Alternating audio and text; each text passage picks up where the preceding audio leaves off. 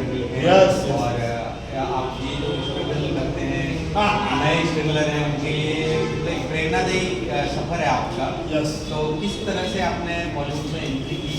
मामा मरीची से आप बहुत आपको फेम मिली थी, और कई मूवीज की, कई सीरियल भी की है आपने, टाइम पेट्रोल, सावधान इंडिया जैसे बहुत तो कैसे, किस तरह की जर्नी रही? थोड़ा सिनेमैटिक टुडे के व्यूअर्स के लिए बताइए। नमस्कार, मैं बॉलीवुड एक्टर राजेश गोयल, मुंबई। आज मुझे एक्टिंग करते करते मुंबई फिल्म इंडस्ट्री में 22 ईयर्स हो चुके हैं।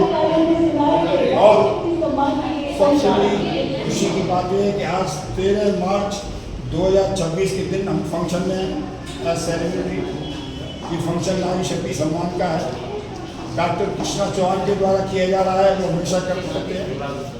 तो मुझे बहुत खुशी है, मेरी तरफ से इस फंक्शन के लिए बहुत बहुत शुभकामनाएं हैं। ये फंक्शन इस तरह से ही चलते रहते हैं, उनको सांस मिलती रहती है, जब उनको सम्मान मिलता है तो हमारे लिए बहुत बड़ी बात है। क्योंकि जो आगे पूरी ज़िंदगी दे चुका है इस इंडस्ट्री को, और आगे भी जब तक जिंदा है तब तक इस इंडस्ट्री में रहेंगे, एक्टर रहेंगे, तो ये बहुत बड़ी बात है अपने आप में। तो इस तरह के कृष्णा चौहान जैसे लोग हमको यहाँ बुलाते हैं, सम्मान देते हैं, इज्जत देते हैं, एज सेलिब्रिटी बॉस ट्रॉफी भी मिलती है, तो बहुत खुशी की बात है।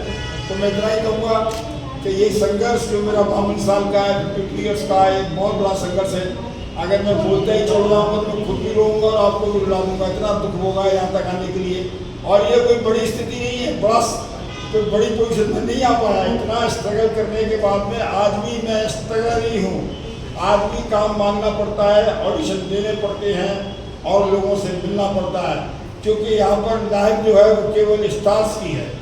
जो स्टार बन गया वो तो बहुत फायदे में रहता है, बाकी कैरेक्टर एक्टर हमेशा स्ट्रगल ही करते रहते हैं। और मैं तो सबसे छोटा कैरेक्टर एक्टर, सबसे छोटी कैटेगरी में आप हमारे इस कलाकार हैं, और शायद आप नहीं जानते हैं और नहीं जानते तो मुझे सर्च कर सकते हैं आप, Google, IMDb, YouTube, Instagram, Facebook, ये सब की आईडी मेरी है, रमेश गोयल एक्टर।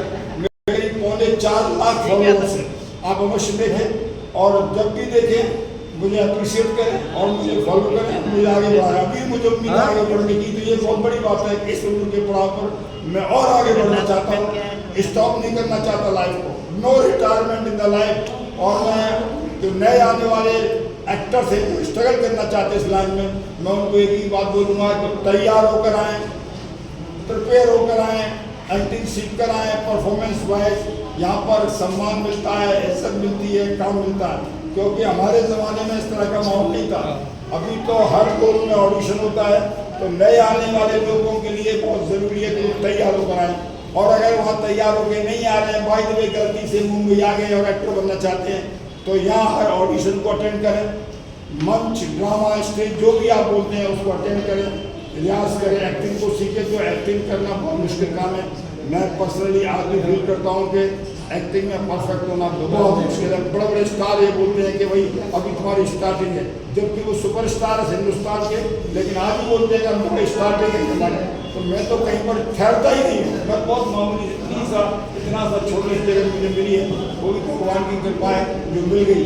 बाकी मेरे साथ में सैकड़ों लोग थे, सैकड़ों लोग स्ट्रगल कर रहे थे, वो कहीं भी पहुँच नहीं पाए, लापरवाही की वजह से, सिंसियर नहीं थे, एक्टिंग में उनको इंटरेस्ट नहीं था, केवल अपना चेहरा चमकाना चाहते थे। तो यहाँ चेहरा ऐसे नहीं चमकता है, यहाँ पर परफॉर्मेंस करनी पड़ती है, स्ट्रगल करना पड़ता है। Director, producer, technician, film industry के जितने भी casting director, AP, creative head, जितने भी सबसे कॉन्टेक्ट करना पड़ता है, तब जाके कई काम मिलता है।